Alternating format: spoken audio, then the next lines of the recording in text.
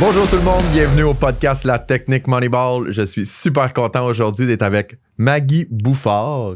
Comment ça va, Maggie? Ça va super bien, merci. Super content que tu sois avec moi sur le show aujourd'hui. Je l'explique en chaque début de podcast, mais je le répète encore. Le but du podcast, c'est d'inviter des gens qui sont inspirants pour moi sur les médias sociaux. Je te connaissais pas jusqu'à tout récemment. C'est par le biais de ma blonde Marie-Ève que je t'ai connue. Et j'ai commencé à te suivre sur les médias sociaux.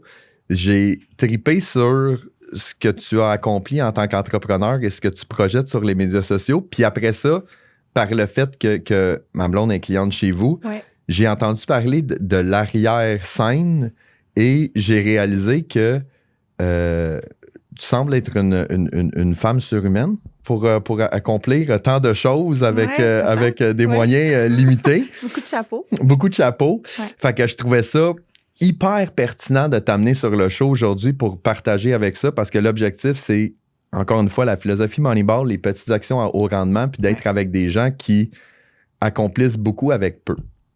Donc, c'est mon introduction.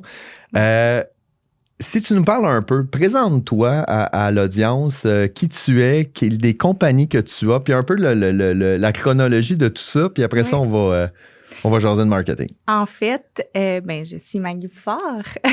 Je suis entrepreneur, je suis aussi spécialiste en dermopigmentation des sourcils, tout d'abord. Donc, j'ai une entreprise qui s'appelle le Bar Beauté Maggie Bouffard, qui est spécialisée dans les services.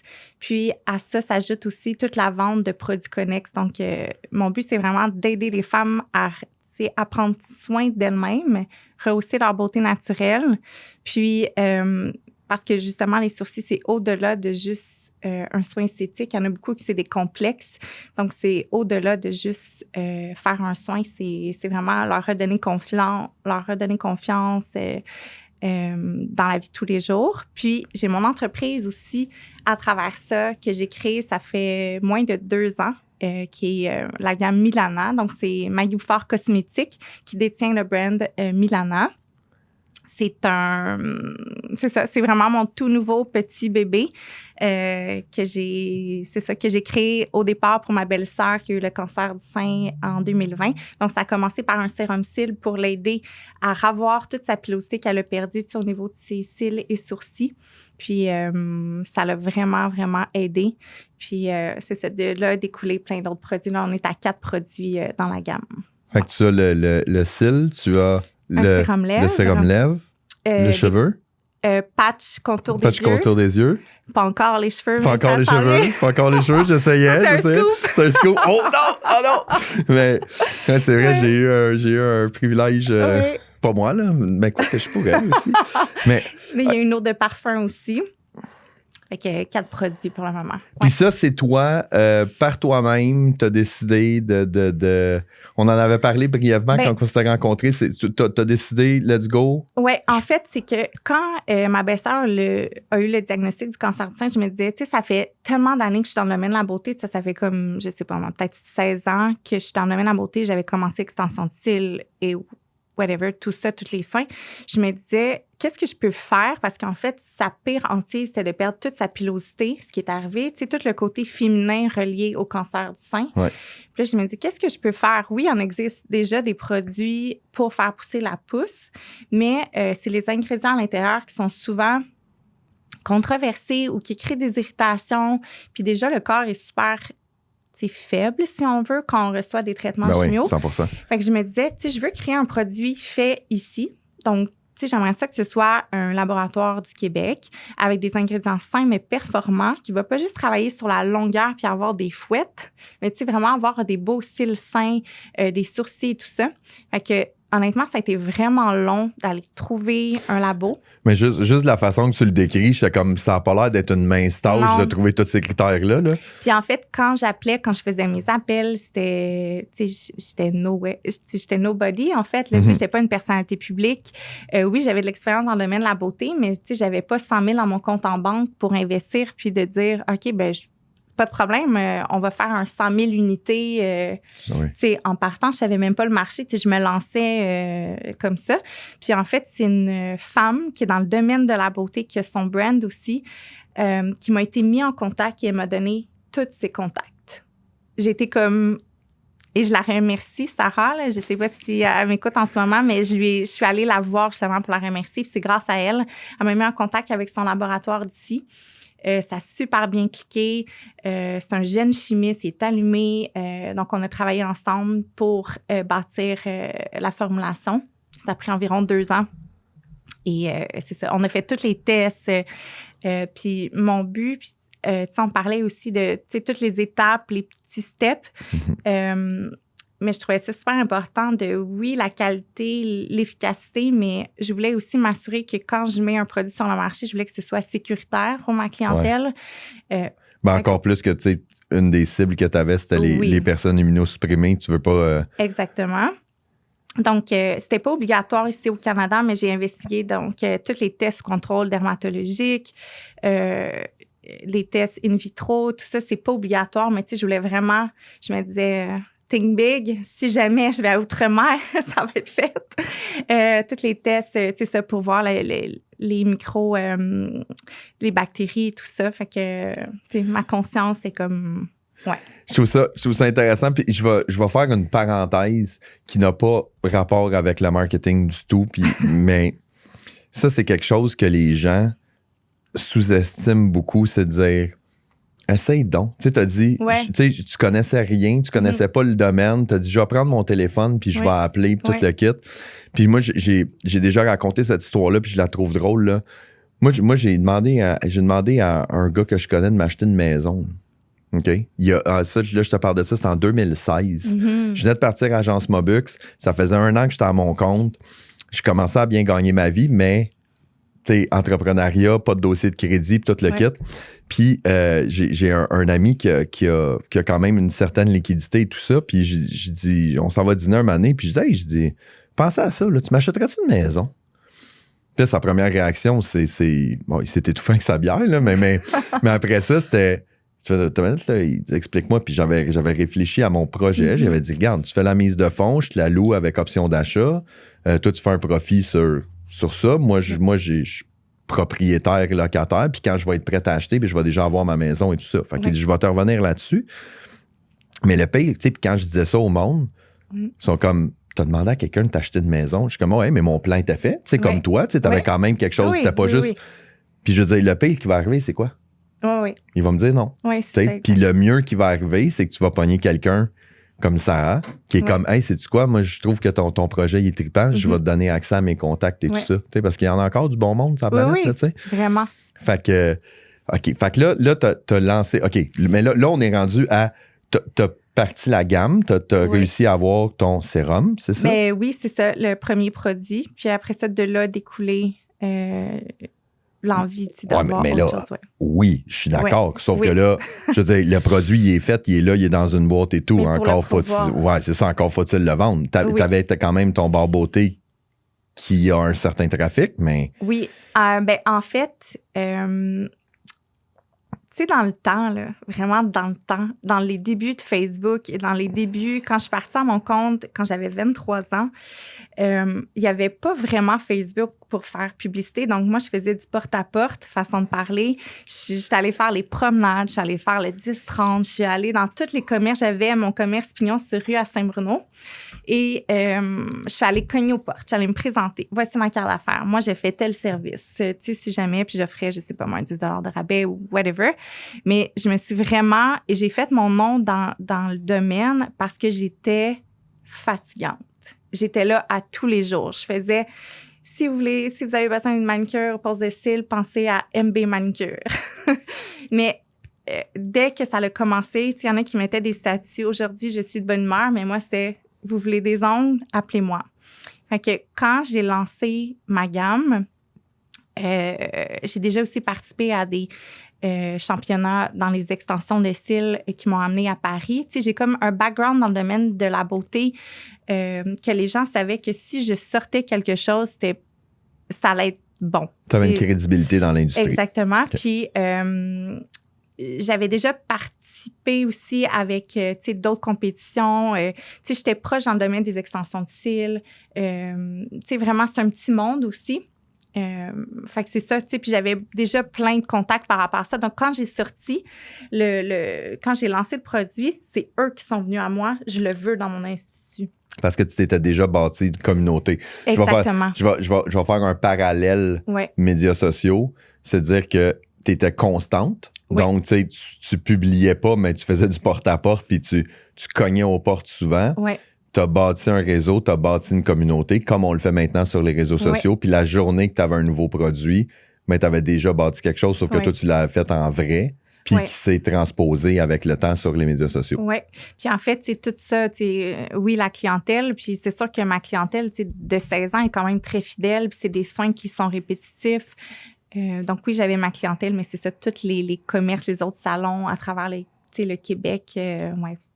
C'est ça en ce moment que je suis en train de percer plus, c'est les gens qui me connaissent pas. Pour aller essayer de rentrer dans les salons partenaires. Parce que oui, ma gamme Milana, elle se vend en ligne, mais en ce moment, j'ai 77 salons partenaires à travers le Québec qui revendent dans leur centre. Mais c'est ça, là, c'est d'aller voir les gens qui me connaissent pas, qui connaissent pas Maggie, c'est qui, tu sais. Oui, puis là, faire du porte-à-porte, c'est plus compliqué. Mais maintenant, les réseaux sociaux, Ben, c'est ça. Fait que là maintenant, ton nouveau porte-à-porte, c'est les médias sociaux? Les médias sociaux, les infolettres, les vidéos. J'ai maintenant nouvellement des gens qui créent du contenu, du genre UGC, ou moi, j'envoie des courriels où je les contacte. Je vais t'arrêter. Oui. UGC, pour ceux qui ne savent pas c'est quoi du UGC, c'est du User Generated Content, du contenu généré par l'utilisateur. Fait que ce que c'est des gens qui vont créer du contenu avec tes produits, qui vont faire des posts sur Facebook. C'est la nuance entre contenu généré par l'utilisateur et influenceur. Des fois, la ligne est mince. Influenceur, c'est que je peux prendre un contrat d'influenceur avec quelqu'un, mais UGC, c'est les gens qui achètent tout simplement ton produit et qui font des publications parce qu'ils sont contents puis qu'ils sont fiers. Qui aiment le produit. Moi, exemple, je le fais beaucoup en ce moment avec mon livre. Oui. Parce que j'ai des gens qui lisent mon livre, qui font des stories sur mon livre. Fait que je repartage. Fait que ça me crée du contenu gratuit et ça me crée du contenu qui est approuvé, si on veut, parce que c'est pas moi qui dis que mon livre il est bon. Non, c'est un témoignage. C'est un témoignage de quelqu'un qui l'a acheté. Fait que c'est ça le UGC que tu fais beaucoup. Oui, exact. De plus en plus, je sollicite les gens, en fait, au lieu de faire du porte-à-porte, mais c'est des messages vocaux à savoir, est-ce que les gens aimeraient essayer mon produit? Parce que souvent, quand on l'essaie, après ça, on l'aime puis on veut... des messages vocaux. Ouais. OK, attends une minute. OK, on y va. Là, tu viens de m'allumer. Là. Moi, sur Instagram, j'aime beaucoup parler avec les gens que de texter. Parce que justement, je suis très plus... ça se pas partout.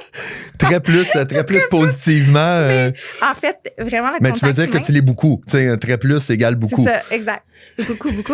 Je leur envoie un message vocal dans le sens que je me présente à eux, j'explique le pourquoi et tout ça au lieu de l'écrire, que je trouve que c'est impersonnel.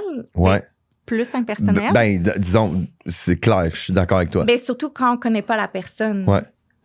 Donc, c'est ça. Donc, je sollicite comme ça, que ce soit par Instagram ou j'appelle des salons que j'aime beaucoup suivre. Je les appelle et je demande à parler à la propriétaire, à savoir, c'est vraiment cold call. Il y a deux choses là-dedans.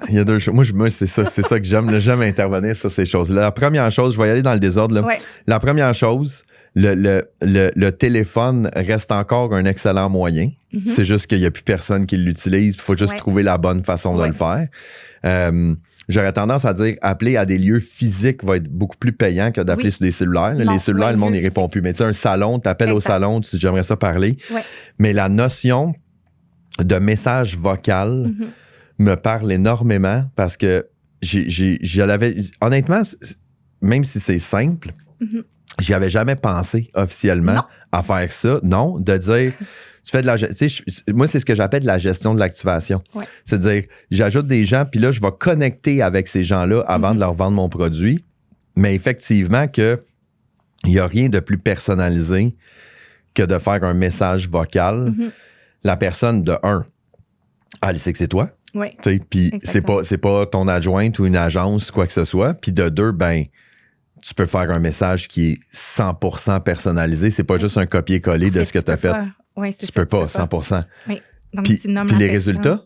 C'est-tu, est-ce que tu ressens un bel intérêt de la part des gens quand que...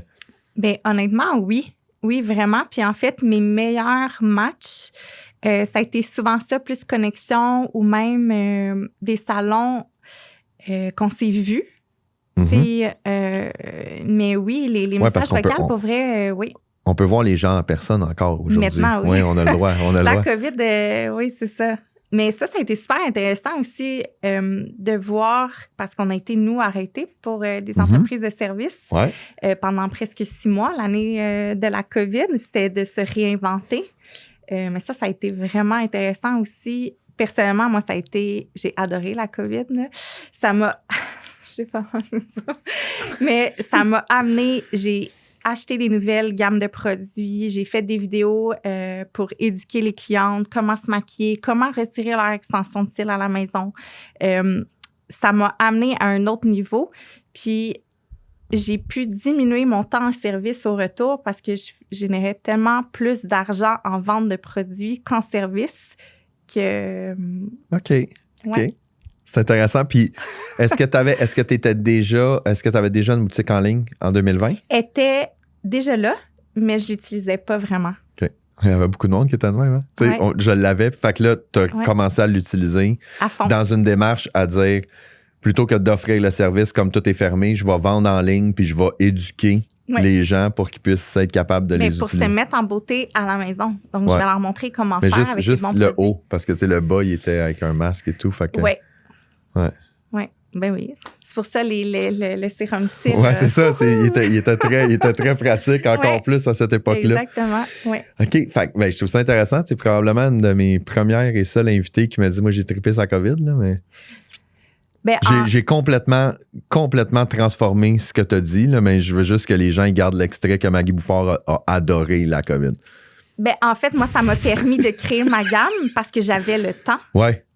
Parce Ouais, qu'au lieu d'être en service, qu'est-ce que j'ai fait? J'étais allée cogner aux portes pour créer ça. Puis, ouais. Est-ce que tu penses, avec le recul, est-ce que tu penses que ce produit-là aurait jamais eu lieu s'il n'y avait pas eu de COVID? Pour vrai, ouais.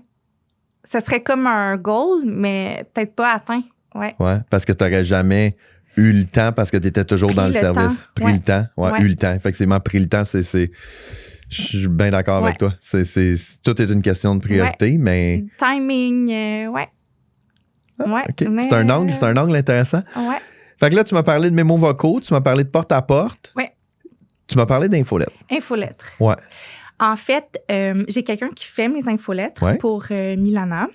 Donc, on envoie at large, que ce soit dans les centres d'esthétique, médico-esthétique, juste pour dire coucou, voici mon offre. Qu'est-ce que ce produit-là pourrait, comment ces produits-là pourraient aider votre clientèle à quelque whatever. Puis de ce que j'ai vu justement, moi, pendant la COVID, une entreprise de service qui vend des produits va être une entreprise qui est beaucoup plus en santé financièrement. Donc, mon but, c'est d'aider les autres entreprises, les autres entrepreneurs à générer justement plus de revenus. Donc, voilà pourquoi Milana aussi, je trouvais ça intéressant de travailler avec d'autres entrepreneurs, d'autres entreprises pour les aider à fleurir. Parce que dans le fond, ce qui s'appliquait à toi s'applique aux autres. Ouais. Tu as commencé à vendre plus de produits, donc moins d'heures de service. Exact. Ce qui t'a permis d'être plus profitable. Tu t'es dit, ben, si moi je peux le faire, inévitablement qu'il y en a d'autres qui peuvent le faire et tout. Oui, avec des bons produits performants et de qualité. De qualité. Exact. Je m'en vais complètement en arrière, là, Ouais. mais ta belle-sœur va bien? Oui. OK, parfait. Je voulais poser la Oui. question tantôt, mais Oui, j'avais. elle va super bien, oui. Ouais, oui, OK. oui. Ouais. Fait que, OK, impeccable. Ouais, on est très contents. Oui, On est très vraiment. contents. Puis elle a Ouais. des beaux Elle est cils. très contente. Elle a des beaux Oui, cils, elle a des beaux elle est cils. vraiment contente. Ah oui, puis ceci dit, il y a un 2 % des ventes qui va pour la recherche, pour le Ben, cancer du sein. je l'avais dans les notes. Claudia, elle les avait sortis dans les notes de pré-entrevue. Ouais. Puis je me posais la question pourquoi. Puis ben, j'en ai eu la réponse quand même assez rapidement de Mm-hmm. dire qu'il y a une. Mais puis je trouve ça encore plus le fun parce que quand j'ai vu ça, puis je dis pas que c'est ce que j'ai pensé, mais tu sais, il y a il y a un phénomène sur les médias sociaux qui s'appelle le charity porn, là, qui est comme on va s'associer à des causes pour aller chercher de l'empathie, tu sais, puis du monde qui se filme. Qui remplissent le sentiment de contribution à la personne qui achète, mais oui, c'est ça, c'est au-delà de ça. Ben, souvent, même, ça va plus loin que ça. C'est des gens, tu sais, des gens qui se filment parce qu'ils vont donner de la bouffe à des itinérants ou quoi que. Mais tu sais, c'est de dire, est-ce que tu le fais vraiment pour aider l'itinérant ou tu le fais pour amener des vues qui vont te permettre de générer des revenus? Fait que je trouve ça le fun. Moi j'aime quand il y a une cause d'associer qui a une vraie cause, tu sais, qui a une cause intrinsèque là, qui fait du sens. Puis là, tu sais, je veux dire, t'as commencé, puis j'ai fait, bon, ben regarde, je pense que 1 + 1 fait 2. Là, c'est assez facile de voir pour ça. Puis, fait, mais là, une question que j'ai, parce que je trouve que tu poses de très bonnes actions. Tu sais, t'as ton site web, t'as tes infolettes, t'as tes médias sociaux, tu fais ta prospection et tout ça. T'es entouré d'une équipe?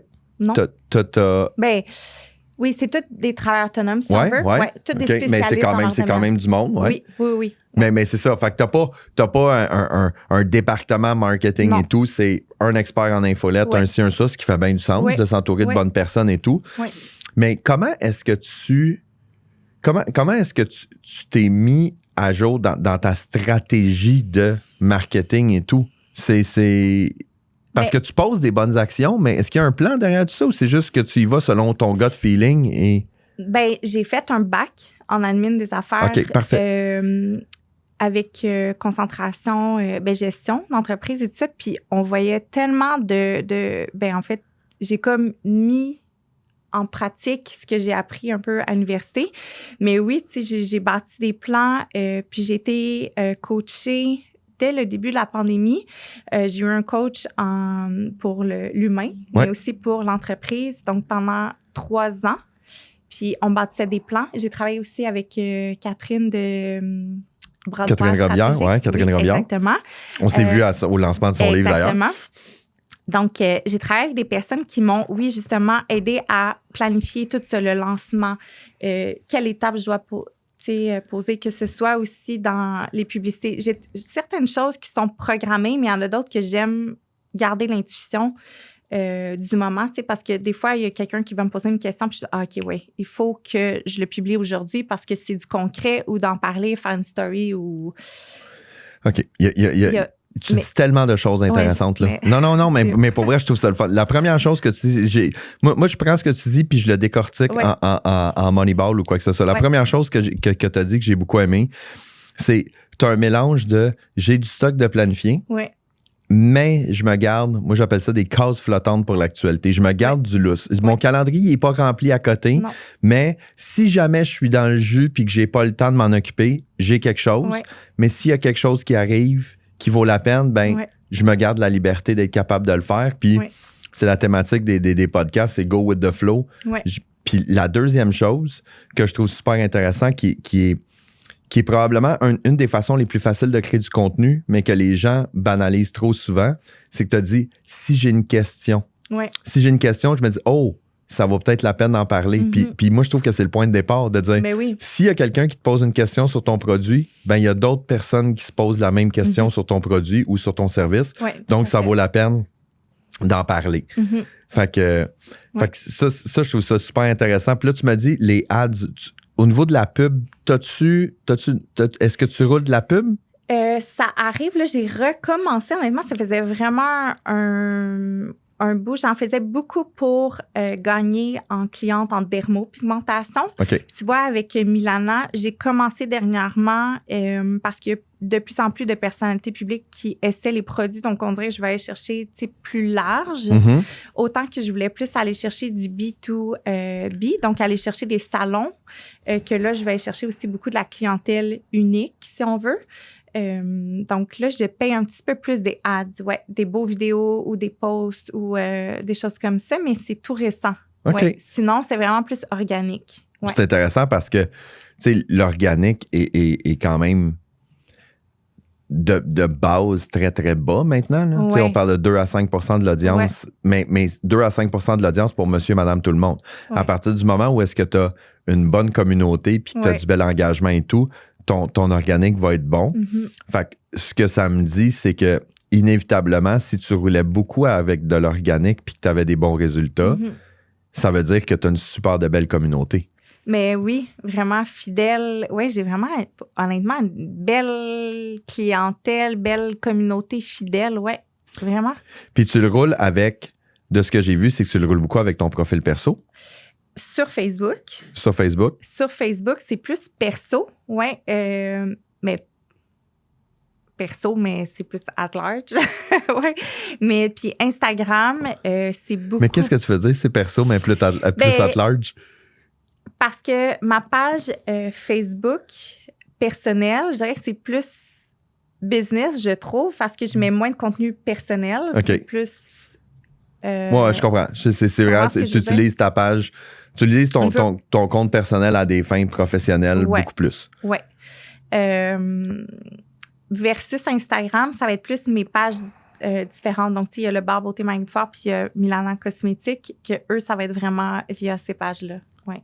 Puis le compte Instagram va être plus...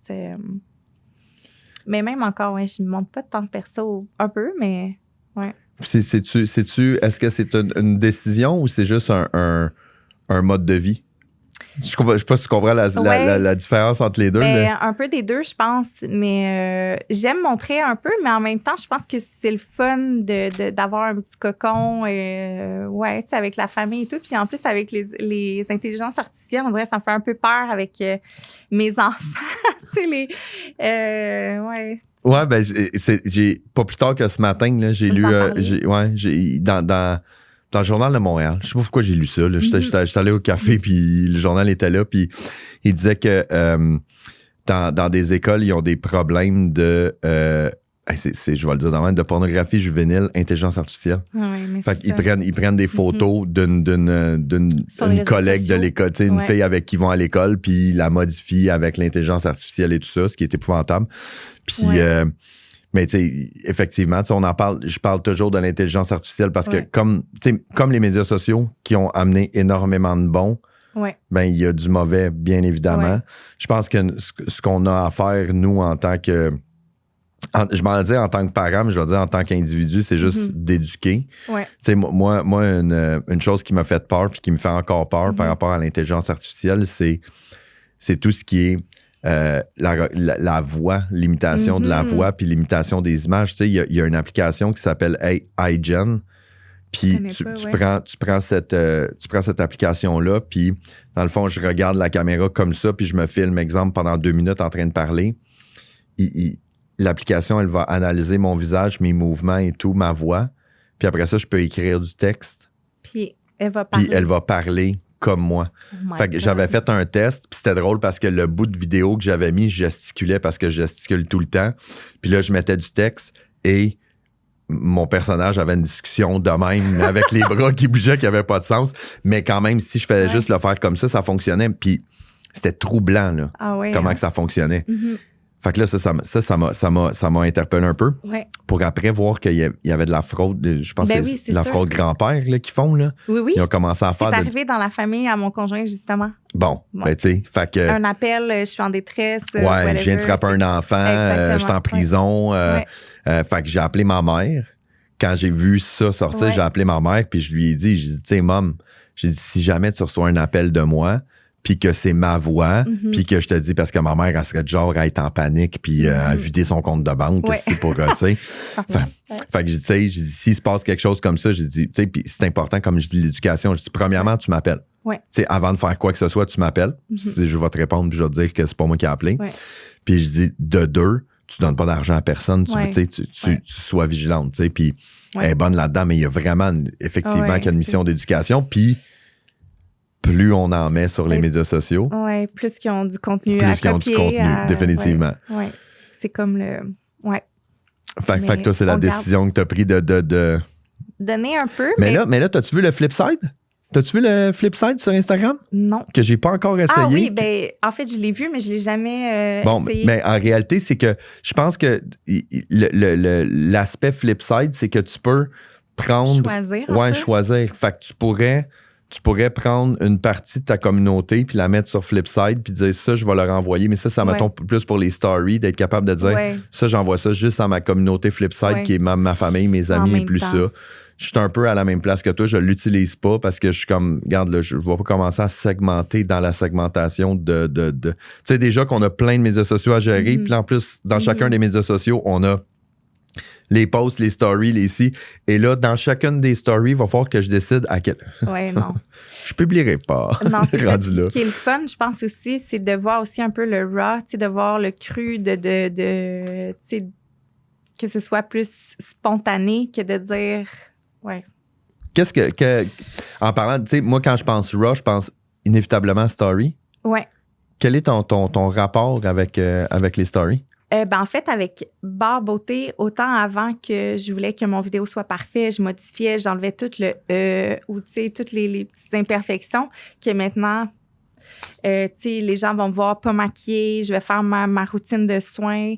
Si j'échappe un produit, pas grave, c'est drôle. Tu sais, c'est juste. Puis je pense que les gens, ils voient plus le côté naturel. Authentique, exactement. Puis je pense que là, ça accroche plus les gens.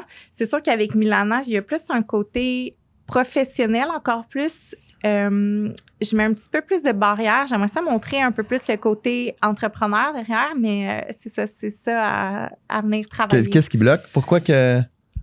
Mais c'est de faire la différence entre les deux. C'est ce que j'essaie de voir. Qu'est-ce que je veux faire? Ouais. J'aimerais ça montrer l'envers du décor.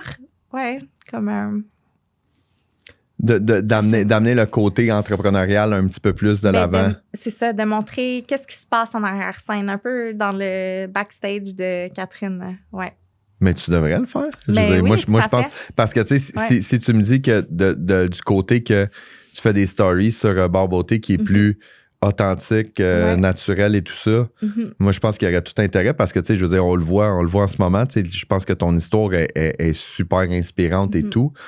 Puis des fois, c'est le fun d'être capable de voir que, tu sais, oui, les business sont là, les business sont en croissance, mais, tu sais, il y a des humains qui travaillent derrière. Puis des fois, ça a l'air bien gros là, sur ce qui est projeté sur les médias sociaux, mais on a des boîtes de stock, on a des boîtes de stock dans le sol, là, tu sais. C'est vraiment ça.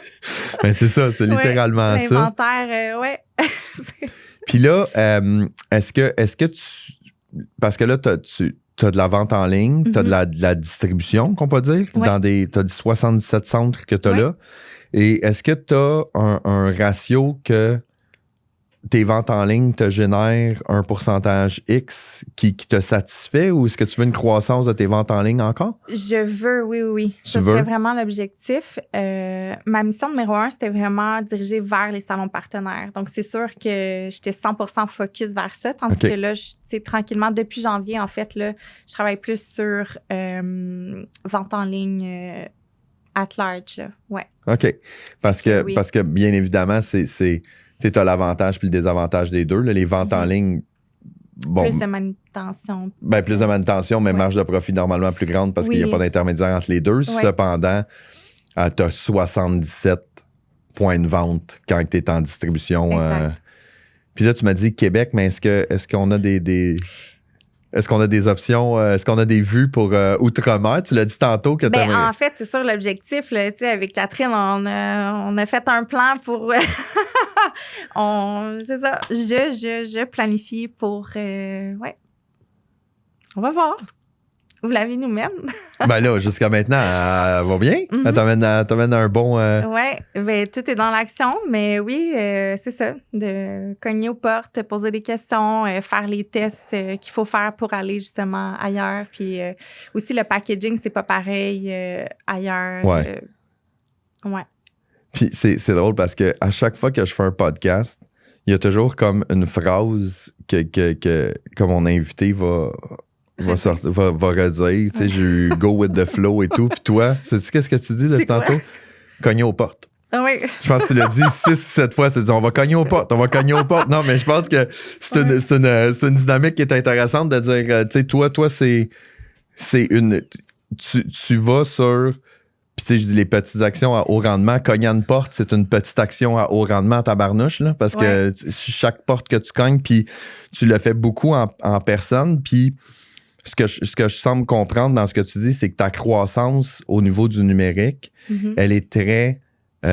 justement organique. C'est des petites actions, puis on va aller chercher un abonné à la fois, puis un distributeur à la fois, on l'ajoute, on bâtit. Puis je trouve que c'est extrêmement dans l'essence de la philosophie Moneyball, de dire, t'as pas commencé à dépenser ton argent en fou pour aller chercher plein, ou acheter des likes ou pour grossir une fausse communauté. C'est de dire, non, moi, chaque personne que je vais aller chercher, c'est des gens qui me connaissent, qui trippent sur le produit et qui le veulent, puis qui vont parler de moi en bien.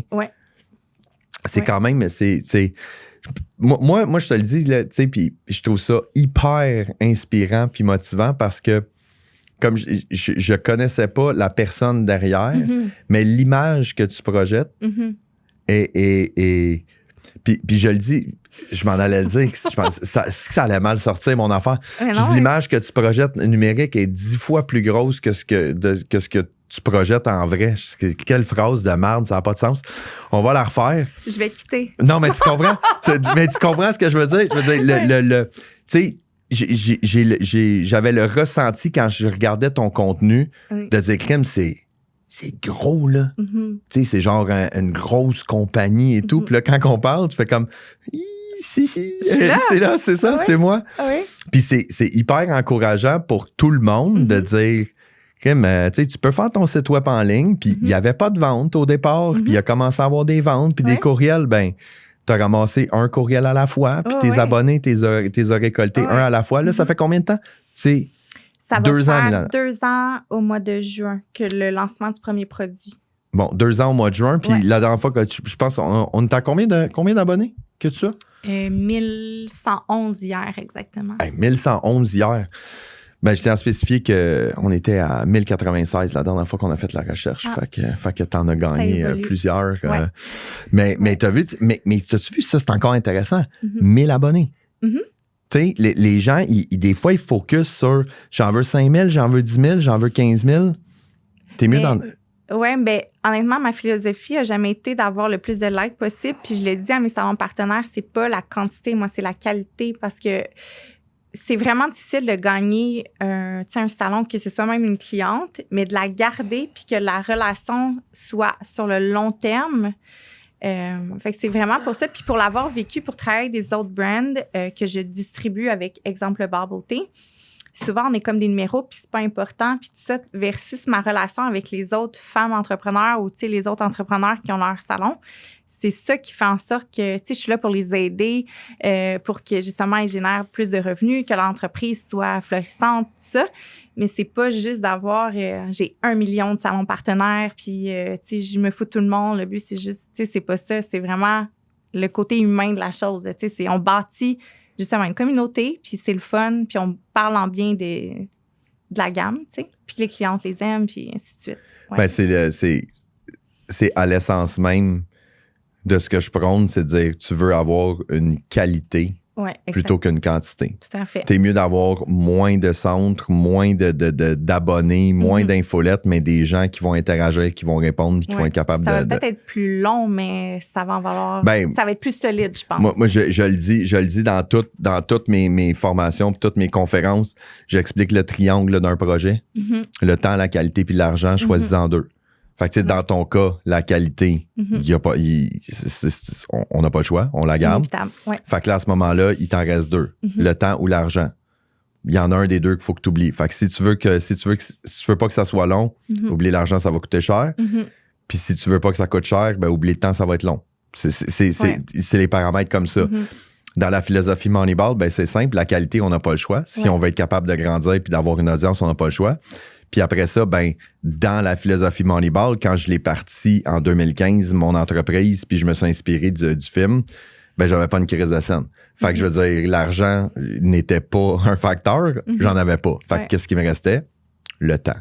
Fait que c'est ça. Puis ça, c'est un gros enjeu. Puis je dirais encore plus dans ton industrie, qui est le cosmétique, qui est l'apparence et tout ça, les one-hit wonder, là, tu sais, je commence à faire quelque chose, je me ramasse des plein d'abonnés, puis je fais un produit de bas de gamme, mais je vais dans le masse. Oui. Tu sais, il y a un risque pour l'industrie, définitivement. Oui, il y en a plein, oui. Ouais, ben c'est ça. Nouvelles compagnies, nouveaux brands, oui. Mais tout est dans... C'est ça. Fait que toi, mais c'est correct parce que toi, tu as choisi la qualité. Oui, on a chacun aussi notre clientèle cible. Puis, oui, c'est ça. Toi, tu veux du beau bon pas cher, viens pas chez nous. Non. Et voilà. Désolée. Non, mais pas désolé, c'est parfait, tu veux pas. Oui. Fait que, qu'est-ce qui s'en vient pour Milana dans les prochaines... ben là, j'ai déjà fait un spoiler tantôt, là, mais on peut en parler ou on a le droit? Oui, c'est sûr qu'on travaille sur d'autres produits à venir en 2024. Mais pas juste un, plusieurs. C'est ça, tout est dans les tests. Moi, je fais juste du développement, là, mais c'est sûr qu'il faut les vendre après. Ben, t'as développé ta communauté, fait que normalement, ça devrait bien aller. Puis, habituellement, les salons sont super réceptifs aux produits. Justement, dernièrement, le Sérum Lèvres a fait vraiment un beau lancement. Mais oui, c'est ça, il va y avoir d'autres produits en 2024. Mais j'en dis pas plus. C'est des fois, c'est ça prend plus de temps. Comme, je le dirais pas. Non. Je le dirais pas. Mais non. Ben, on va être obligé de te réinviter pour que tu viennes nous parler de tes autres produits. Oui. Ben, merci beaucoup d'être venu. Merci à toi. C'était super le fun. C'était ton premier podcast en plus, hein? On l'avait pas dit en début. Baptême aujourd'hui. Mais ça a très bien été. Oui. T'as survécu? Ben oui. Moi aussi. C'est parfait. Merci beaucoup d'être venu. Merci à toi, Marco. Merci à la gang. C'était Marco et Maggie Bouffard pour la Technique Moneyball.